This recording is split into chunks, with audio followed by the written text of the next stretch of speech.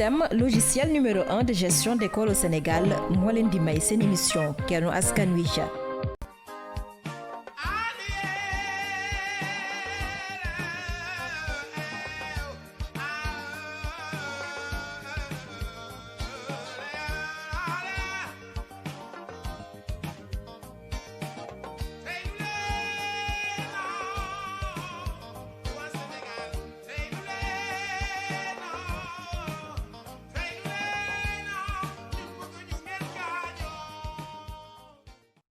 téléspectateurs yu ITV di leen dalal jàmm seen émission Kennu Askan Wi ñu am mbégte dellusiwaat fii si àjjuma ji am mbégte tamit di dalal Abdou Salam Kane nekk directeur de l'exploitation et du commercial bu COSAMA di consortium sénégalais d'activité maritime ñu fas yéene waxtaane lépp lu jëm ci wàllum liaison maritime Dakar Ziguinchor ndax COSAMA reprendre na activité am loolu yëpp ñu fas yéene ko yaatal si émission bi rawatina tamit mu tombeek tamit anniversaire u Joola loolu daañ ko yaatal ci kanam tuuti Abdou Salam Kane maa lay dalal jàmm ci plateau Kennu Askan Wi fii si ITV.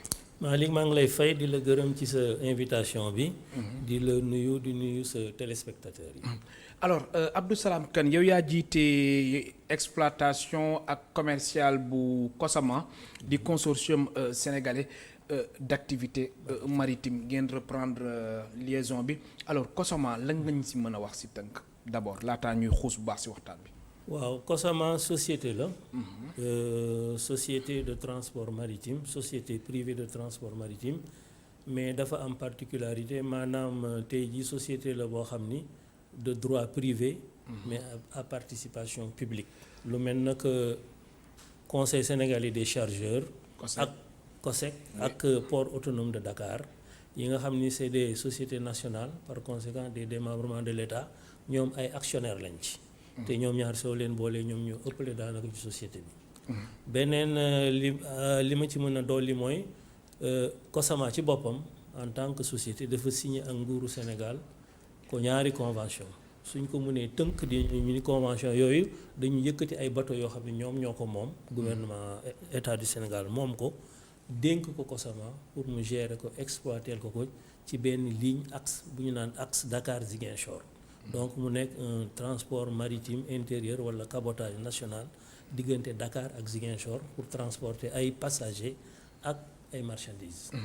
alors gis nañ ngeen reprendre liaison maritime Dakar Ziguinchor ginnaaw xaar bi yàggoon na ndax mbas bi moo taxoon ginnaaw bañ ko arrêté weeru mars n'est-ce pas noonu la.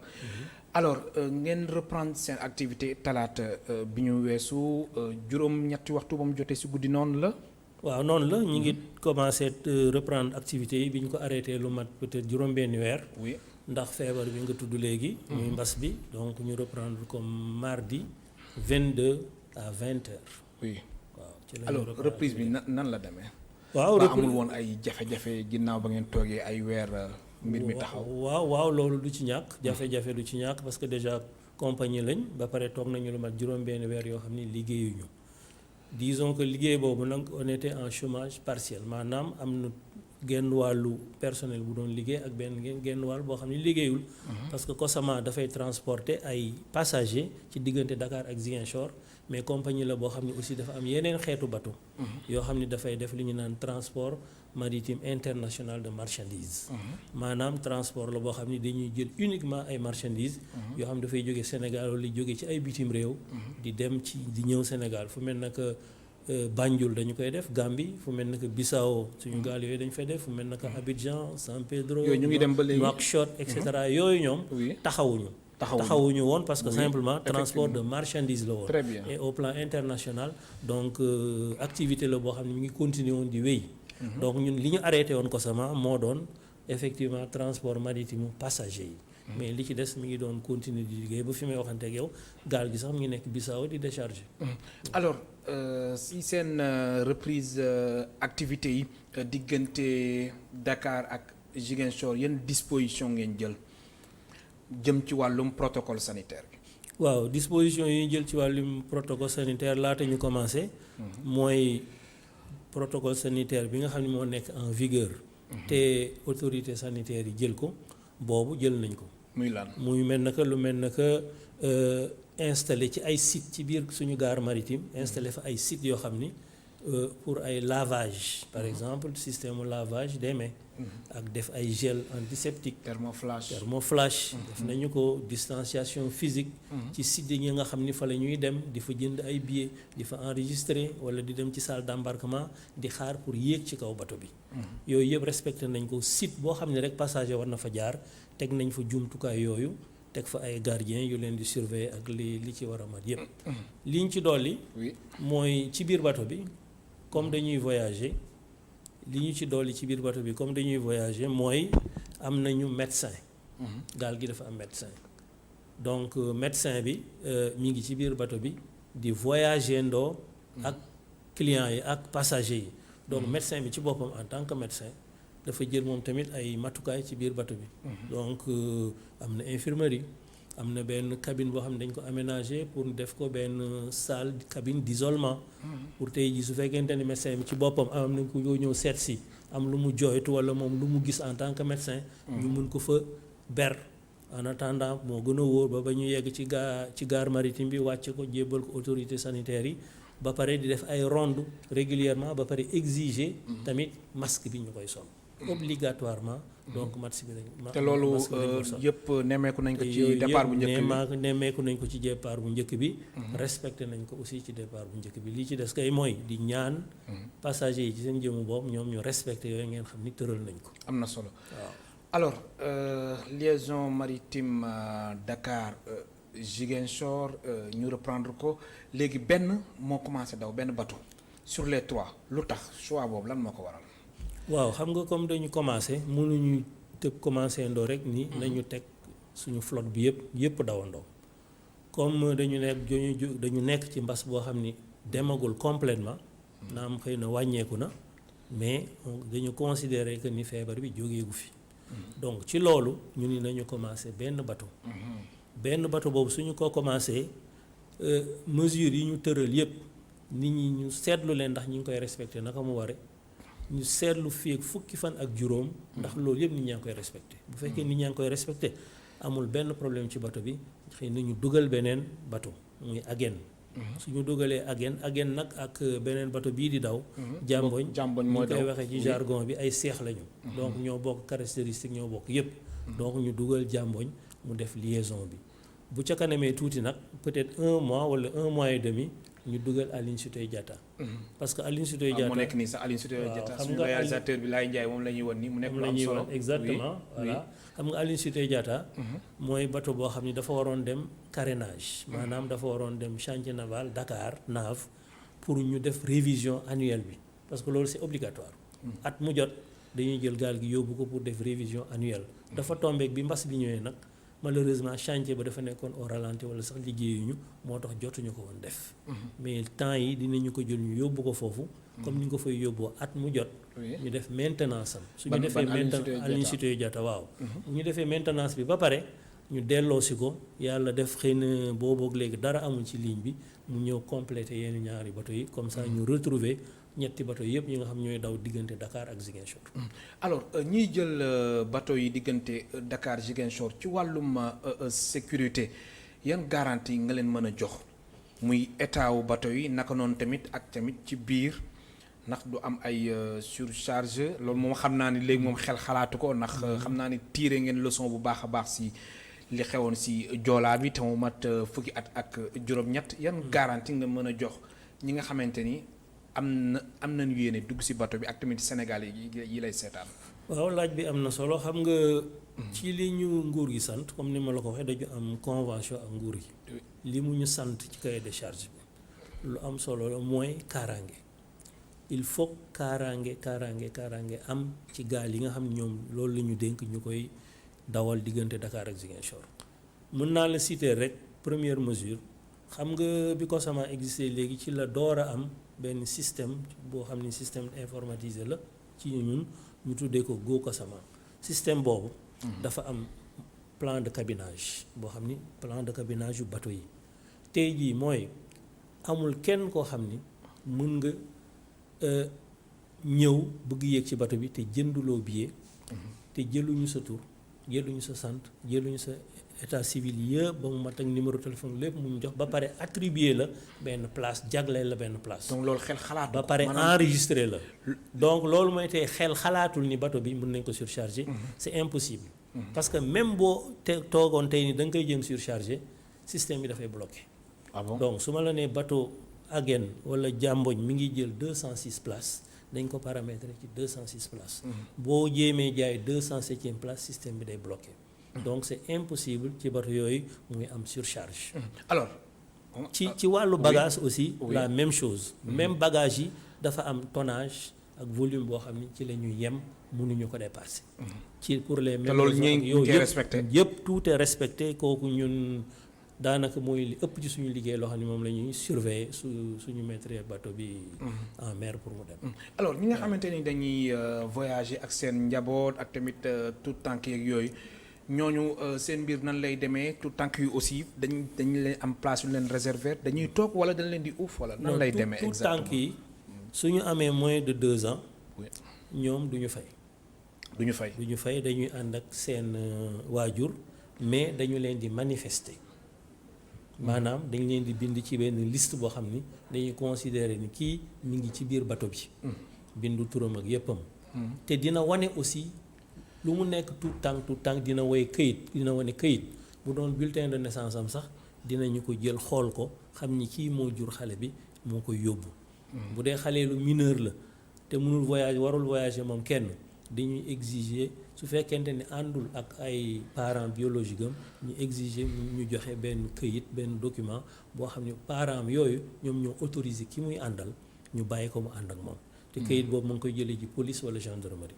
donc amul kenn koo xam tey ji da nga dugg ci bateau bi te daal duñ la identifier wala dañ lay su voyage bi jeexee nag bu ñuy boucler voyage bi dañuy tirer lu ñu naan manifeste boobu nag dafay récapituler képp koo xam ni tey ji dugg nga ci biir bateau bi ngay góor di jigéen di mag di ndaw même boo dee tout tànk.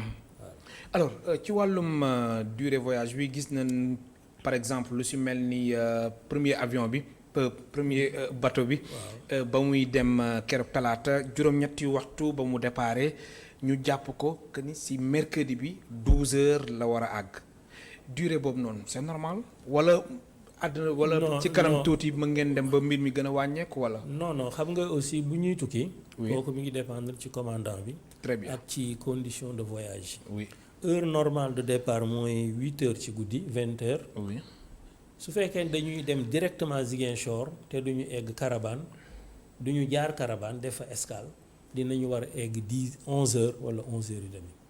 mais xam nga nag commandant moom moo amee bateau di ko dawal. oui mi ngi dépendre aussi ci condition atmosphérique yi nga xam ne ci lay dawalee bateau bi. ak tamit neexaayu climat bi mën na am vent. oui bu am force bu kii tuuti mën na am vague mën na am mauvais temps mën na am en fonction de cela ci lay dawalee bateau mais en temps normal 8 heures lañ fiy jóge egg donc 11 heures ci le lendemain. donc normalement 13 heures de navigation. 13 heures de navigation. ok alors ci wàllum tarif yi nag nan lay demee wala yéen ak mbas mi xool ngeen pour xool noo leen ji wàññee mbir mi wala mbir mi fu mu nekkoon la nekk ba léegi. waaw affaire tarif yi aussi kooku il faut ñu expliquer ni mu demee. oui su dee affaire marchandise. tarification bi c'est libre Cosama ci boppam en tant que compagnie moom moo am système de tarification di ko fixer tarif yi xëy na dañuy xool xeetu marchandise bi ñuy transporter xool xëy na poids am wala volume am et cetera ñu xool naka la ñuy defee tarification bi boobu c'est libre. beneen xeetu tarification mooy tarification mi nga xam ni moo aju ci passager yi. li ñuy fay kooku nguuru Sénégal moo ko fixé. parce que xam nga ñun loolu laa doon wax léegi spécificité bi mooy société privée lañ mais dañu am mission de service public. maanaam nguur gi daf ñu sant loo xam ni xëy na moom mënoon na ko def wala waroon na ko def mu yëkkati teg ko suñu loxo ñu defal leen ñu ko. ci loolu dafa seet ni charge d'exploitation yi élevé boo xam ni suñu appliqué tarification normale dafay diis ci population yi. su ma la joxee tey jii place bu mel na ko Pullman. oui Pullman mi ngi fay 5000 francs actuellement. mais bu ñu doon tenir compte ci charge d'exploitation réelle tey jii mi ngi waroon fay 19000 francs. maanaam yow pour toog ci Pullman dem Ziguinchor yaa ngi waroon fay 19000 francs. nguur gi xool ni loolu dafay cher ci askan wi donc moom mu ni tarif boobu mënu ko appliquer. donc moom mu fixeel boppam unilatéralement tarif daal di ko def 5000 diggante nag 19000 bi ak 5000 bi loolu gap boobu nguur gi nag daf koy verser Cosama loolu lañ naan compensation financière mu nekk une compensation d'équilibre pour mu mën permettre bateau bi mu mën a activité am parce que su ko nguur gi deful woon bateau bi du fi mos a jógee. donc daf ñuy verser une compensation financière pour combler gap li nga xam ni moo nekk entre coût réel bi ak coût bi nga xam ni mooy coût social. bi nga xam ni moom la état bi fixé. coût social bi nga ni junni la. junne la ci Pullman. ci Pullman. waaw mais dafa am ay cabine A4. très bien léegi yeneen ñi nag tarif yi nan la fa tëddee yeneen tarif yi état njëkkoon na ko wàññi. parce que Pullman bi ñu ngi ko wàññi bi Jamboñ ak Aguène ñëwee. bi ñu koy inauguré. Ziguinchor président bi ci la jël décision ni damay wàññiwaat place su Pullman yi. daal di ko wàññi jëlee ko 10 000 daal di ko indi ba 5 000 mais yeneen xeetu place yi ñoom seen tarif changé wul. muy cabine A2 cabine A4 cabine A8. léegi mais njëg bi lan la. njëg bi cabine A8 bi 12500 la. cabine A2 24500 la. cabine A2 26500 cabine A4 24500. donc 12500 cabine A8 cabine A4 24500 cabine A2 26500. léegi différence bi lan la exactement entre cabine yi ak fii différence bi lan la. non différence bi mooy peut-être fee da ngay toog ci fauteuil. oui fii da ngay ñëw tëdd ci lal. fii da ngay tëdd ci lal boo xam ne da nga koy bokk ak ñaari nit. wala nga bokk ak ñeenti nit. wala nga bokk ak juróom-ñetti nit. donc différence bi loolu la. donc moo nekk nii moom la ñu suñu réalisateur bi. waaw moom la réalisateur bi di wane nii. oui muy Laye Ndiaye. waaw voilà donc kii bi ngeen gis bateau bi ngeen gis ci côté sama côté gauche nii Aguène la. Aguène nag ak Jamboñ. comme ni ñu koy waxee ci suñu jargon ay sister ship lañ maanaam daal ay seex lañu. ñoo bokk les mêmes caractéristiques même chose. amul dara lu leen wute. Aline Sitoé Diatta moo wuute ak ñoom. parce que Aline Sitoé Diatta moo ëpp place. ñii ils font 214 places. mais ñun dañ ci commercialiser uniquement 206 places. li ci des dañ ko réserver ak sécurité ak santé. donc maanaam gendarme policiers yi accompagner voyage bi. ak médecin bi nekk à bord. léegi Aline Sitoé Diatta ñaata place la Aline Sitoé Diatta moom def na lu mat 490 places. 490 places yooyu ñu dindi ci benn cabine moom it. jagleel ko force de l'ordre yi ak médecin bi yi ci des donc ñu commercialiser 486. place moom la ñu commercialisé ci Aline Sitoé Diatta. donc moom moo ëpp place par rapport ak Jamboñ ak Aguène. mais Jamboñ ak Aguène maanaam ci jël bagage ak yóbbu bagage ñoom ñoo ko ëppale Aline Sitoé Diatta. waaw parce que Jamboñ ak Aguène mën nga ci dugal ay conteneurs mën nga ci dugal ay camions mën nga ci dugal lu la neex tandis que Aline Sitoé Diatta mënoo ci dugal conteneur u 20 pieds yooyu conteneurs yu ndaw nga ci mën dugal te mënoo ci dugal aussi ay camions ay voitures de tourisme nga ci mën dugal. tandis que yéen mën nañ jël xeetu camion conteneur et tout ça. alors lan mooy seen relation ak waa COSEC conseil sénégalais des chargeurs ak tamit port autonome de Dakar seen collaboration. nan la fa collaboration déjà port autonome de Dakar ak conseil sénégalais des chargeurs ñoom ay actionnaires lañ. actionnaire lañ ci COSAMA moom laa doon wax léegi ñoom ñoo représenter l'État en tant que société nationale démembrement de l'État. donc ñoom ñooy siéger au conseil d'administration pour le compte de l'État du Sénégal ndaxte donc ñoom ñoo fa représenter État du Sénégal ñoom ñaar rek seen action yi tax na tey jii ñoom ñoo ëppale en tant qu'actionnaire boo leen boole même COSEC seul boo ko jëlee sax moom moo ëpp mooy actionnaire bi ëppale majoritaire mooy actionnaire majoritaire fi mu ne nii.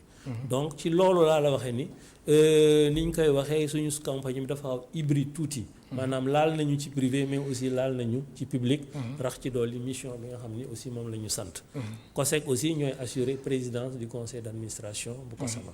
ok am na solo ma fàttali suñu mbokk téléspectateurs yi ñu ngi dalal tey Abdou Salam Kane moom mooy directeur de l'exploitation et du commercial du COSAMA nekk consortium sénégalais d'activité maritime ngeen participer ci émission bi soo leen wootee ci 88 628 74 74 88 628 74 74 alors Abdou Salam Kane soo doon def xayma ci mbas mi ban impact réel la am ci seen activité.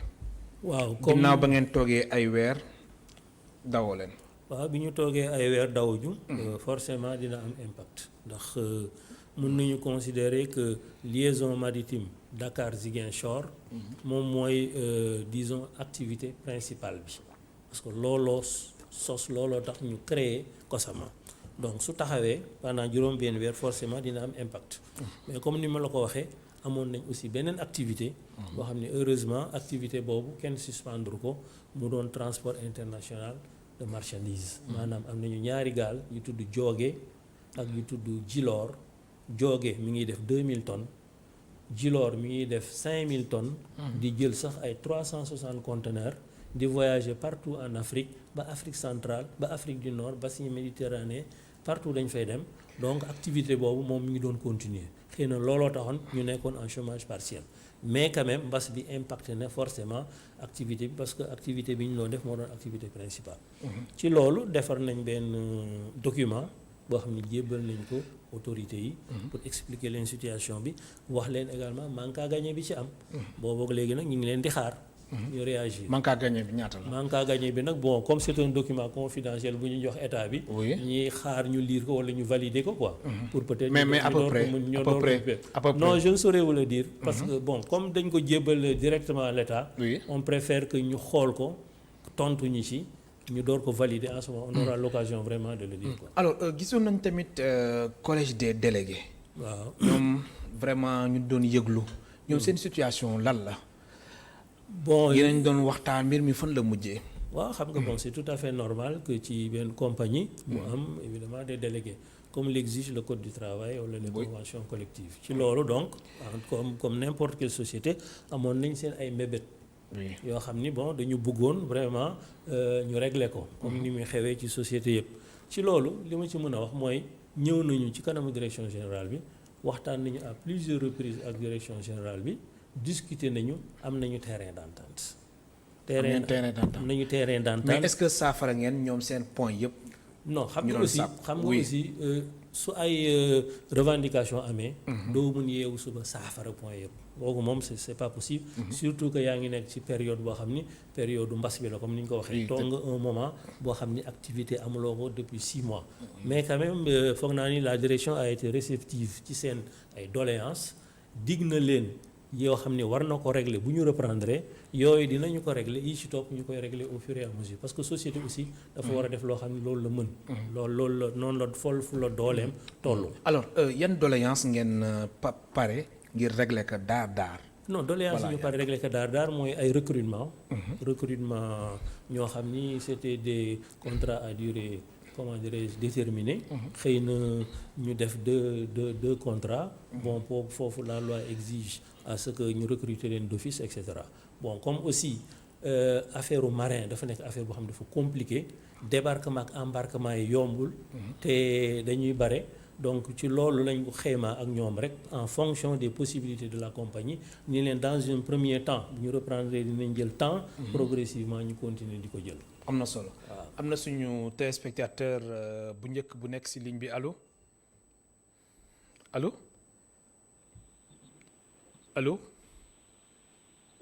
allo ñu lay dégg bismillah kooku dem na allo oui ñu lay dégg waaw Alaaji Malick bismillah kilifa gi Cissé ñu ngi lay ziare maa yaa ngi ci jàmm alhamdulilah delloo ziar fa nga ñu woowee alhamdulilah macha allah ñu ngi lay ziare ci àjjuma gi bu baax da lay ñaanal waa ITV bu baax a baax jërëjëf kokan la waaw ñu ngi kontaan Mamadou Thiam la Mamadou Thiam bismillah ma dina bàyyi kaw rek jërëjëf macha allah wante ñun suñu rajo bi daal i rajo day xaw a kal di dama ko ñëw di dagg daal déet waaye waaw i rajo fii daal day dagg depuis kañ waaw depuis fan yi yëpp daal day ka faral di dagg da ngay dem ba mu yàgg mu dagg am coupure daal ñëwaat dagg ñëwaat noonu daal lay def lu leer daal kilifa yi ñu lay dégg xam naa daañu si indi saafara nu gën a gaawee waaw ñu ngi leen di wax ngeen ñu ko bu baax a baax ndax ñun yéen ba yàlla ñuy i rajo la ñuy déglu ITV la ñuy seetaan daal yeneen suñu tali yeneen suñu rajo daal ñu leen di bàyyi xel bu baax da leen siibur da leen ñaanal télé bi yàlla barkeel ko rajo bi yàlla barkeel ko amiin jëmale leen ca kanam insha allah bu neex yàlla amiin di laaj ci seen élément boobu nag Sow joxu ba kaa newatu bi Sodo waaw dafa nekk si yeneen liggéey muy si nekkatu fi waaw muy si yeneen nekkatu fi waaw loolu la kay dañ kaa géej télé bi waaw incha allah ñu ngi koy ziar Sodo Diakhoum ba jërëjëf alors wàllum rotation yi xam nga jamono ji benn moo commencé daw. léegi nan lay demee. waaw ak ñi nga xamante ni dañ bëgg di dem Ziguinchor ñi nga xamante ni bëgg Ziguinchor ñëw. waaw rotation déjà mooy aller retour. oui donc très bien suñu jógee dem rek dinañu dellu si. waaw li ci topp mooy. ñun ñoo ko bëggee disons noonu. par pour le moment pour le moment par mesure de prudence. ndax mbas mi comme disparaître gul définitivement dañu bëgg dem progressivement. oui parce que bul fàtte ni bateau bi dafa bare nit ñu muy yóbbu. ba pare bateau bi du voyage kese lañ ciy calculer dañ ciy calculer ni nit ñi depuis 15 heures la ñuy jóg di ñëw. di jënd si billet di enregistrer si di toog ci salle d'embarquement di yéeg ci bateau bi. ba 20 donc mën nga considérer ni depuis 15 heures ba 20 heures gare bi mi ngi am activité. ba pare à partir de 15 heures bateau bi aussi dafay am activité ba le lendemain. ba muy yegg ba nit ñi di wàcc bay jël seen bagage génn. xam nga yooyu yëpp dafay indi concentration humaine ay nit ñoo xam ni dañuy bare. dinañu bare ci biir gaaru Dakar dinañu bare ci biir bateau bi dinañu bare ci gaaru Ziguinchor.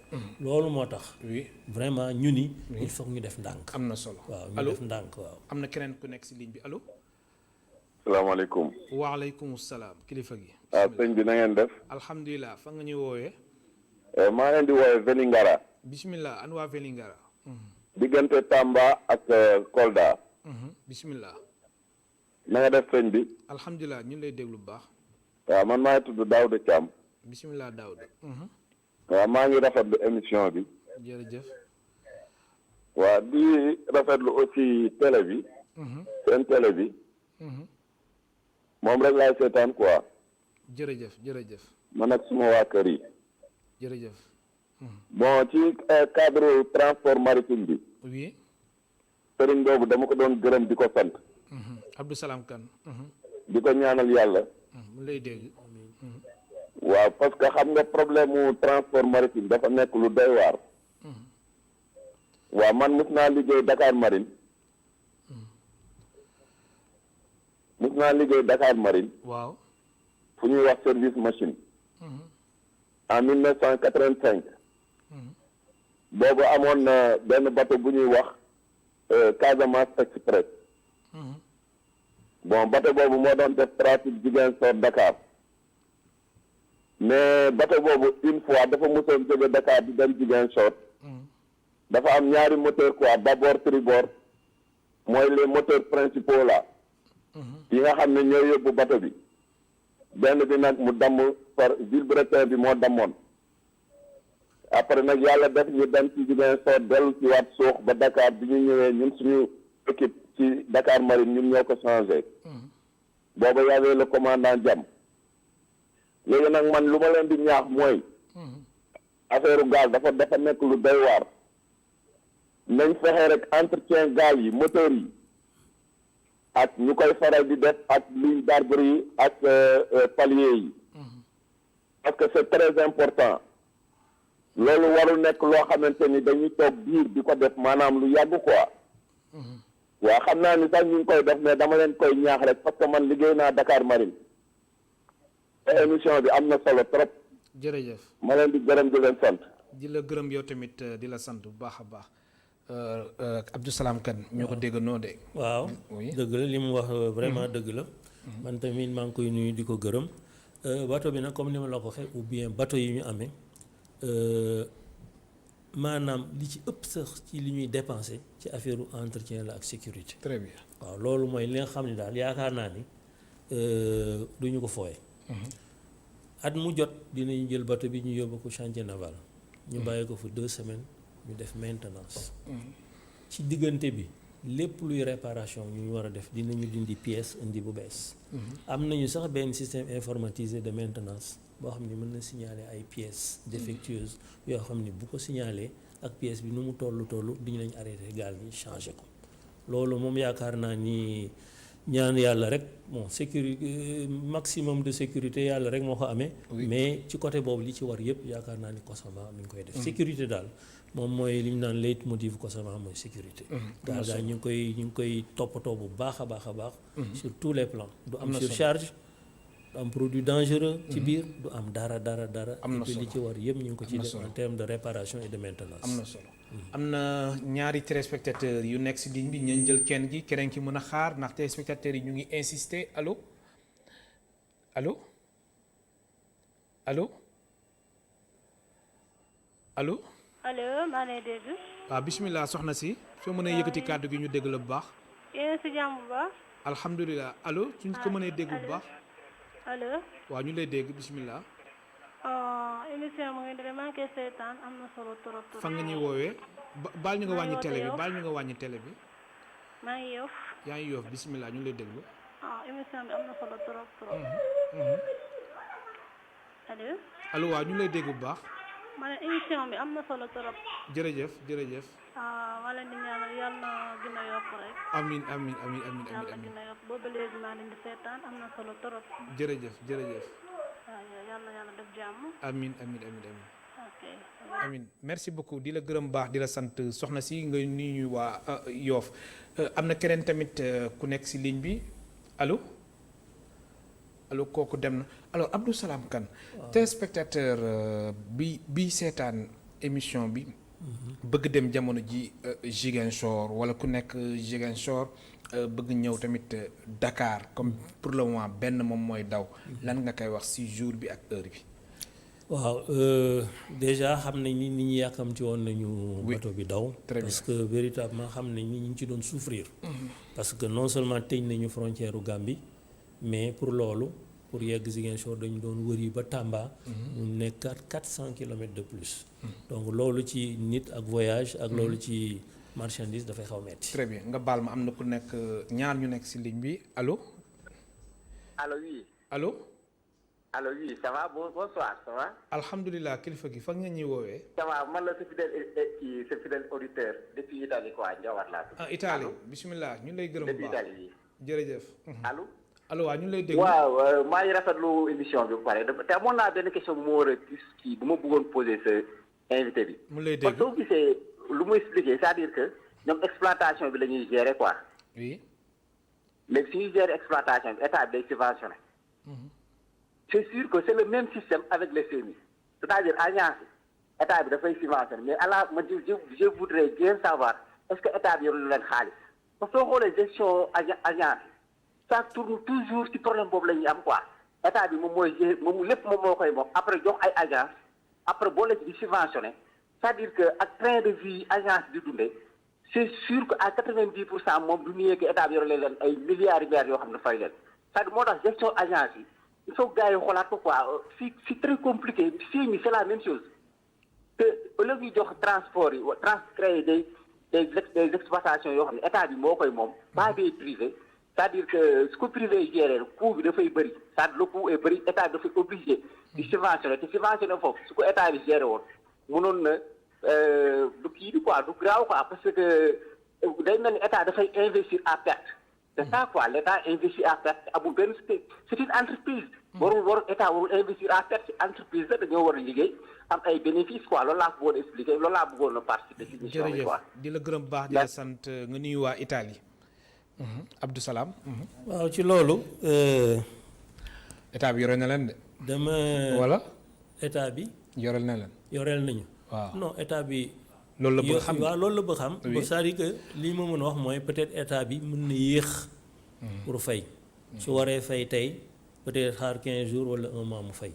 mais loolu ça se comprend aisément. lan la mbirum procédure la wala ay procédure la ay procédures yu yéex. l'état aussi est partout. mais tamit loolu tamit l'état war na si jël ay matukaay. waaw mbir mi di gën a gaaw mais kooku c'est pas uniquement Cosama mais ça concerne beaucoup d'entreprises. mais li wóor ba wóor mooy moom ni mu ko xalaatee. su demee woon noonu. dafay lor passagers yi dafay lor askan wi. loolu tax état jël ko en charge dénk ko nit ba pare di supporter li ma lay wax mooy gap financier bi tey jii su ñu bàyyi woon tey ay privé ñu ngi leen ñëw leen ñu lancer benn appel d'offre pour liaison maritime Dakar Ziguinchor tey jii su ko benn privé gagné daf la naan Pullman bii nga toog doo fi fayeti 5000 francs 19000 francs nga fiy fay tandis que état bi ku téye jëkkati ko jox ko keneen daf lay fayloo 5000 moom mu supporter gap bi en tant qu'état donc kooku c'est des tarifs sociaux. loolu ligne boobu. loolu moo tax état jël ko en charge. parce que suñ ko bàyyee woon ak ñeneen tey jii du ñu liggéey ci Mali Poro état mën na liggéey perte ndax askanam mais nit du liggéey pour perte kese donc je crois que noonu lañ ko war jàppee.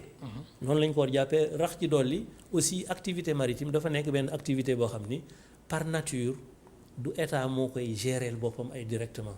un état armateur wala yu demee noonu je ne pense pas dafa am ay activités yoo xam ne par nature. ay privé yi ñoo ko war di amee loolu lañ constitué benn société privée boo xam ni état daf ci dugal loxoom donc COSAMA liggéeyul en réalité pour am bénéfice du société à but lucratif maanaam pour di liggéey di gagner de l'argent dafa liggéey pour accomplir une mission de service public terewul nag ña fay liggéey li leen état war a fay ak loolu leen société ba war a fay ak la ñu leen amee say droits yëpp dinañ ko respecter mais c'est pas une société à but lucratif et puis c'est une société structurellement déficitaire du ñu liggéey pour am bénéfice dañuy liggéey pour ngir askan wi en tant que société léegi nag am na benn part de privé boo xam ni mën nañu jóg en tant que privé dem seeti ay partenaires bancaires ñu leen financer leen ñu ci lii financer leen ñu ci lii lu mel naka les navires yi ma lay expliquer léegi muy ay navires fret yi daw à travers l'Afrique yooyu COSAMA moo ko moomal boppam mën na dem seeti partenaire bancaire mu financer ko gaal gi liggéey rembourser ko moomal ko boppam. alors damay ñëwaat si sama laaj bi par rapport ak téléspectateurs yi nga xamante ne dañuy seetaan bëgg dem Ziguinchor wala ñu nekk Ziguinchor bëgg ñëw Dakar suñu téléspectateur moo ñu daggoon. loolu lan nga leen mën a wax comme pour le moment benn bateau rek moom mooy daw. waaw pour le moment benn bateau mooy dem sentir nañ ko déjà. pour ñetti voyage à venir gaal gi fees na. déjà pour 2 à 3 voyages prochains yu war a ñëw fii ba mardi prochain gaal gi fees na. déjà waaw loolu rek dinañu encourager peut-être pour ñu teel a aussi génne beneen deuxième navire bi def ko li ma la wax li tax defuñu ko mesure de prudence la. comme ñu ngi koy commencer bëgguñu commencer ndoo tegandoo gaal yëpp ñu dawandoo.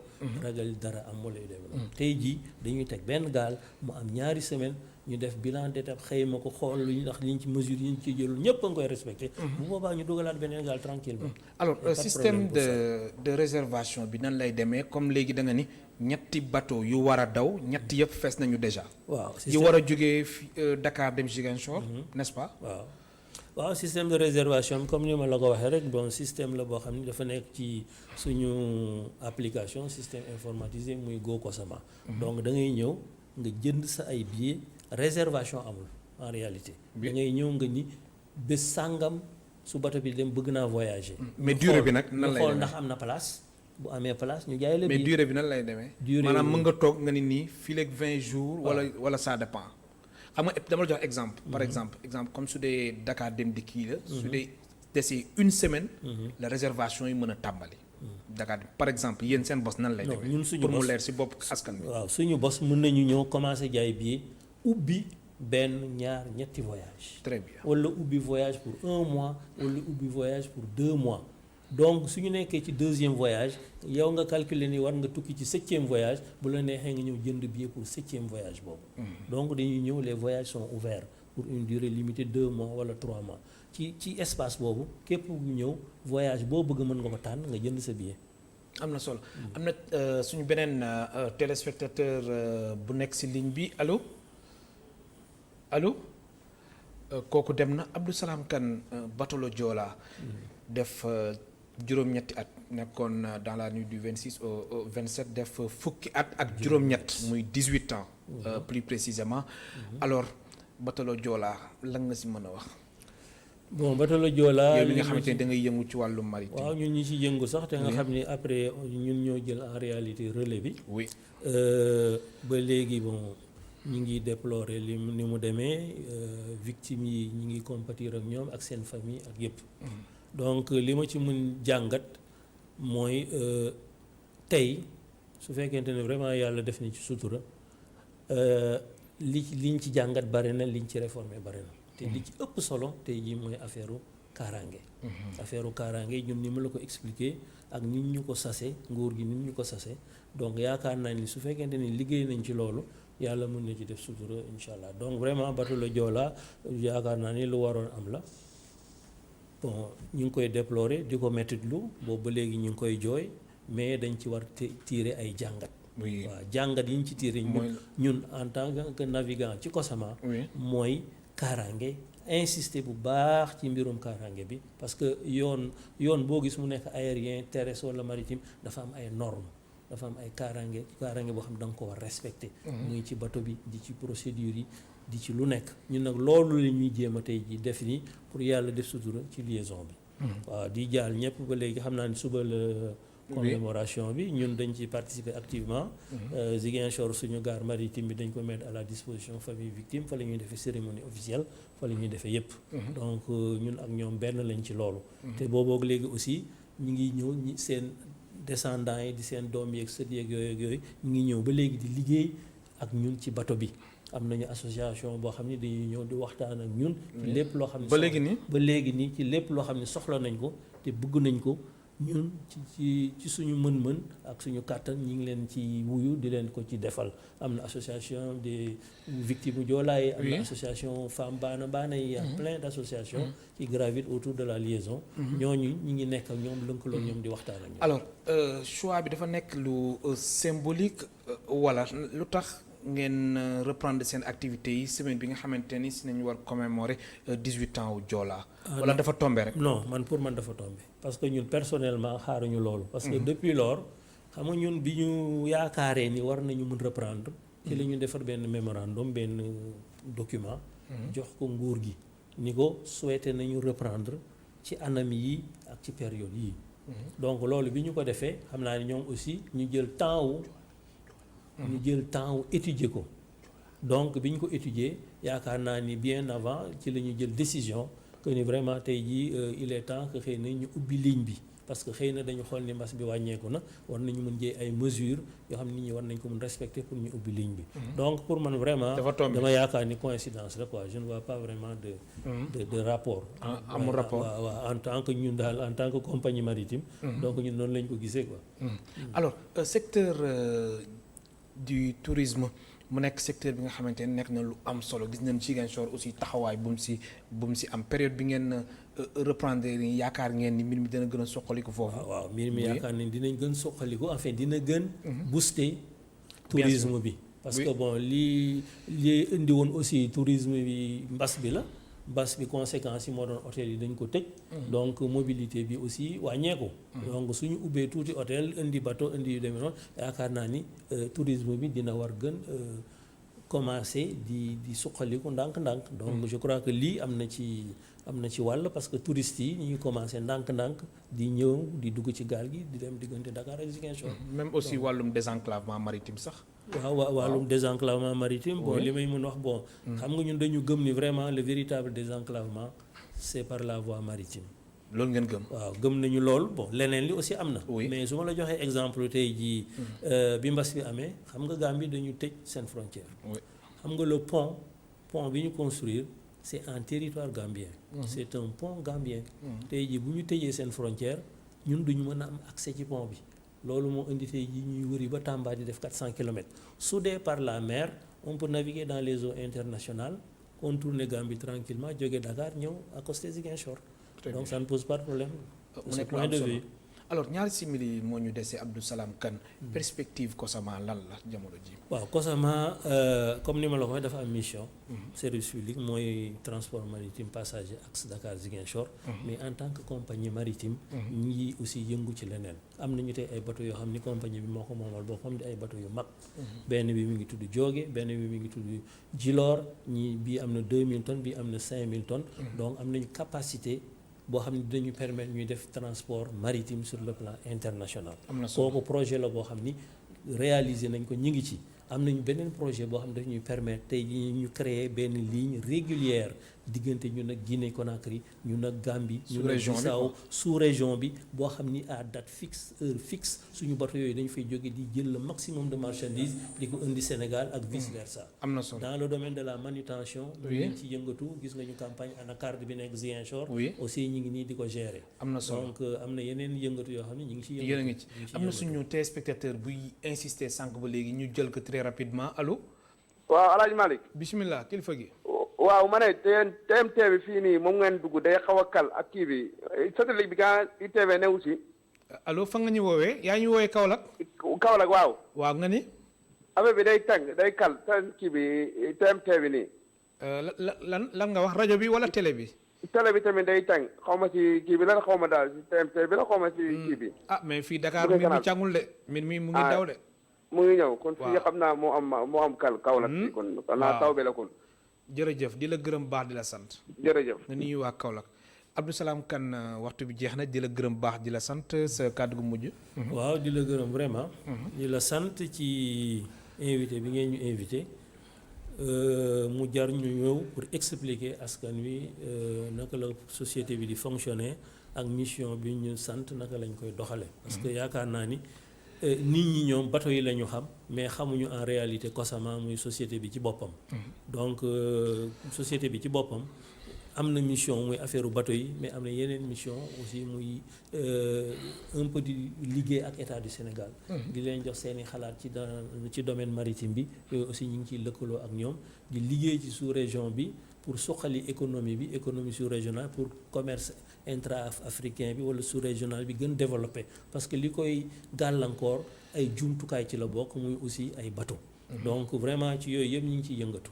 bon di leen gërëm di leen sant vraiment ci yaakaar naa ni aussi waxtaan ni am na ñoo xam ni seen téléspectateurs yi war nañ ci jëlee ay information Abdou Salam Kane man lay gërëm baax di la sant di la gërëm aussi si sa disponibilité ndax c'était pas évident moo tax nga xaw a changé sax sa emploi du temps tey vraiment di la gërëm baax di la sant ma fàttali yow yaay directeur de l'exploitation et du commercial du COSAMA nekk consortium sénégalais d'activité maritime mbokk téléspectateurs yéen tamit amul seen fay ñu leen di gërëm baax di leen sant ba altine incha allah ñeenti waxtu.